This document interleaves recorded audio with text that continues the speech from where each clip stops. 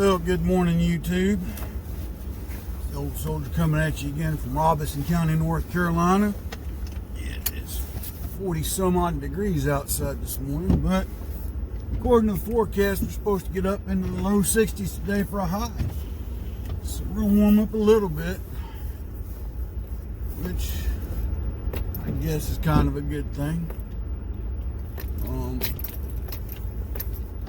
can certainly say that the dip in temperatures has not been good for my arthritis, but it is what it is. It is what it is. So we're in the old pick 'em up truck headed to work.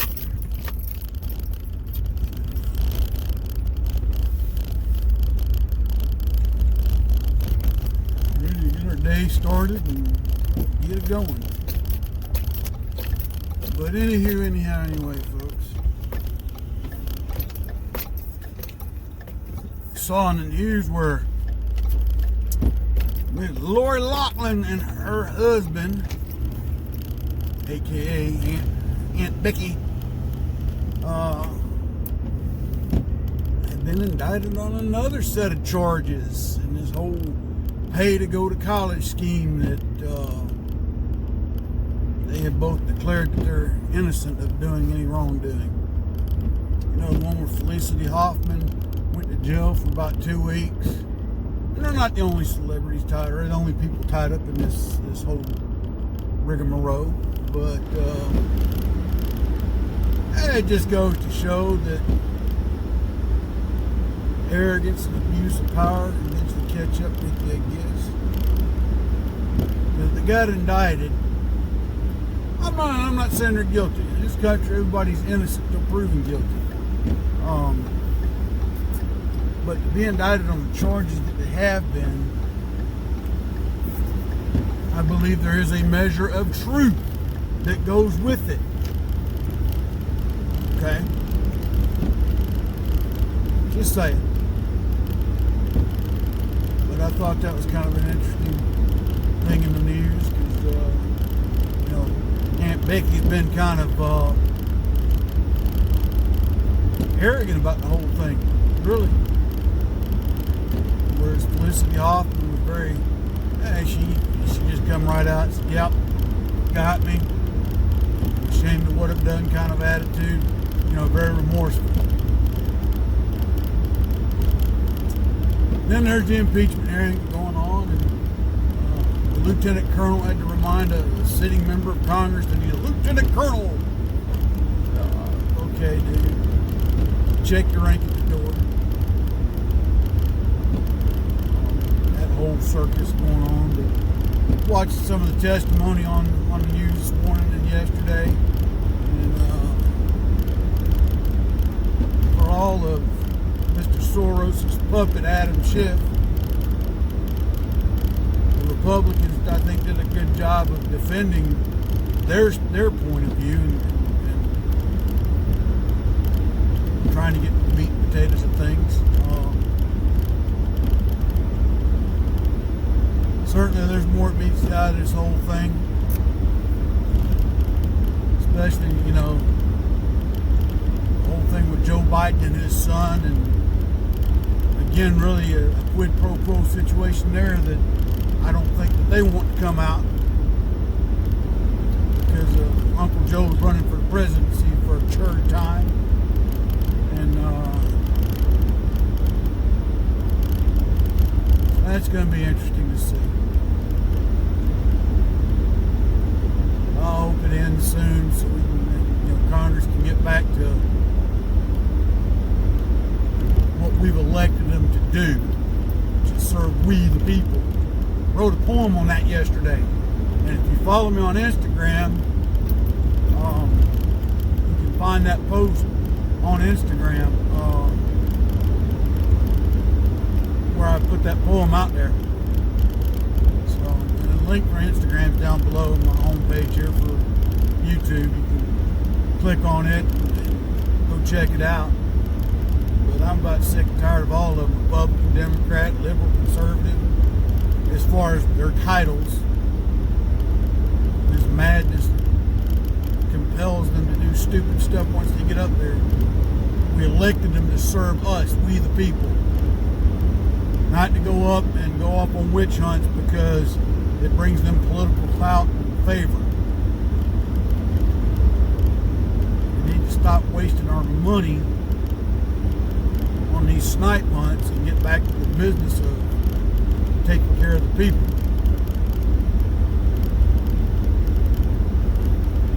I think I'm going to call my representative in Congress today, even though he is very new.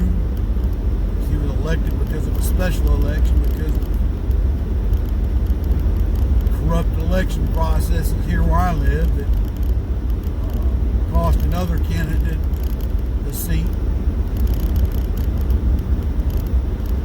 I'm going to give Mr. Dan Bishop a call today, I think, and let him know to go talk to somebody up there and just make it the opinion known that this whole thing needs to stop. Now, granted, that's not going to change what's going on, but they just need to drop this whole thing and get back to the business of serving the people.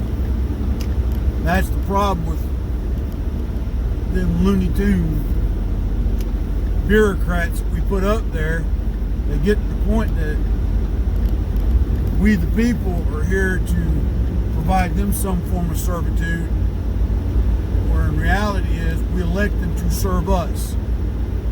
I think what happens, they get up there and they get into that power vacuum, that suit, and they lose their mother-loving minds and get it in their head that, well, I'm above you because I serve in Congress. I'm better than you because I'm in Congress. No, you're not better than anybody. We can replace you just as quick as we put you up there, given a fair process. Now you're saying, well, what do you mean by that? You got some long-term serving politicians up there that I imagine if a true and honest, unbiased investigation to election were held in their districts, you might find gerrymandering, voter fraud. I wouldn't put it past some of these districts where these long-serving, what I call political hacks, come from.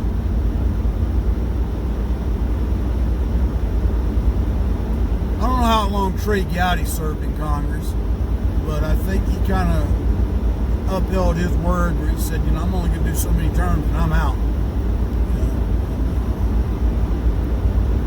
Honestly, that's one individual I'd like to see be selected to be the Attorney General for the United States. Let him come up there and do the prosecuting. That guy's tenacious, and he don't back down. I'd like to see him come back and serve in that type of capacity. Just, my opinion of the man. Strikes me as a no-nonsense kind of guy. I think he had the wherewithal to know that he needed to get out of politics to save his name. But it's just like, too, here in North Carolina, there's a whole issue about congressional districts that were formed during the last census, and supposedly they were gerrymandered to favor the Republicans. I don't see that. And one party over the other is always going to try and get favorable boundary lines as far as congressional districts go. But if you look at the 9th congressional district, I don't see how that favors the Republicans. I really don't. I mean, it stretches from the east end of Charlotte all the way into, I think, into Bladen County. You look at some of these districts, they're almost darn near divided, with another district in between them. And I don't know how that's even legitimate.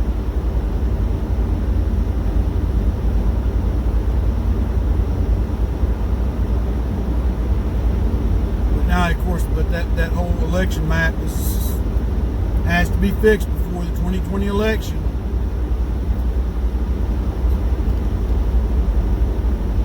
But supposedly the 2020 election, North Carolina, you'll have to show a photo ID to vote, which is one thing I'm kind of glad got put back on the last ballot. There does, and I think this should be, it ought to be a national voter law on that. That's just my opinion. That you have to show a valid state ID card in order to vote. What I mean by that is either a driver's license or a state ID. And see, here's the thing: the last time North Carolina had that and it got shot down, the argument was that it was unfair to minorities and people in poverty because they couldn't afford it. But what the mainstream media failed to factually present was that it was stated in the law that if a person could not afford a state ID, one would be provided to them at no charge. Well, how do we get there? Oh, y'all can bus people by the van load to an election site, but you can't get a campaign started to bus them to the DMV office to get a state ID card for free. That was the other argument that well, we can't afford to drive to the DMV, we don't have the gas money, or it's too far away, blah, blah, blah, blah. But yet the same group that was complaining that would get van loads of people and take them to the voting site. They would provide them that free transportation to the election site. And I'm not opposed to that. If you don't have a car and you want to vote, and there's an organization willing to provide you transportation, be it that that's all they do, I don't got a problem with it. But when it's the same organization complaining that voter ID is discriminatory, but yet a provision's been made where you can get a free ID, there I take issue. Can't have your cake and eat it too. And they knew that going into it. They just, as a way to get the courts to shoot it down. So it was passed again. Now, I'd have to go back and look at the current version of this law to find out what is to be an acceptable form of ID. Honestly, I don't think a utility bill is a form of ID. You have to present it with another that validates the address that the utility bill is on. Because the other thing was student IDs. Because if your child's going to, say, school in Charlotte, but they want to vote in their hometown, and they say their hometown is Salisbury. Well, you can't use your student ID because it's say you go to school at UNC Charlotte. Same token, they want these people to be allowed to vote in Charlotte and then also be allowed to vote in their hometown if they're a student. No. You can only vote in one location or the other during an election season. So you're going to have to pick and choose which area you want to call your residence.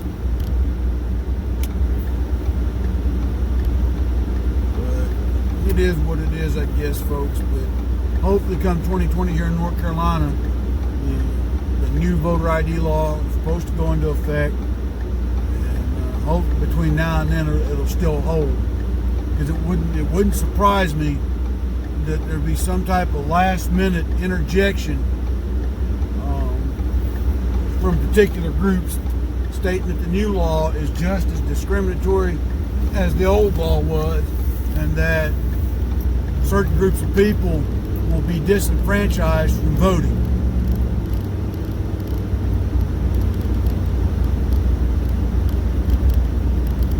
But the other thing too is I think some people have this idea that if they do business in a town, but they don't live in the town, they ought to have a right to vote in that town's elections. And I don't know where people get that mentality. Or that if you live in a county, I've known some people because they live in the county that think they ought to be able to vote in certain cities' elections. Well, if you don't live within the city limits, no, you don't have that right. hypothetical situation. You know, the county seat for Cumberland County is Fayetteville. But if you don't live in Fayetteville, the city, you have no right to vote in their elections. You can vote in the county, but you have no right to vote in the city. But I've talked to certain individuals that seem to think they have that right. I don't know why, but there you have it.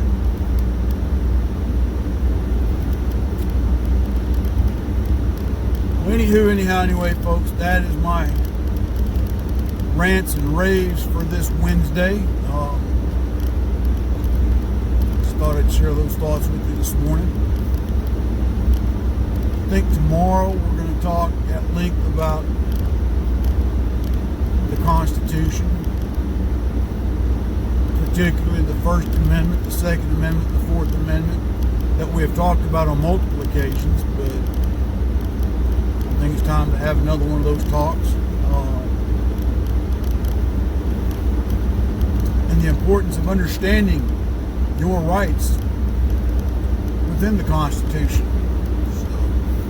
So, that being said, we're going to close out this morning's iteration of our conversation. I hope everybody has a blessed and wonderful day. If you're where it's cold, stay warm. If you're where it's hot, stay cool. And if you're where it's at, where it's nice, just stay nice.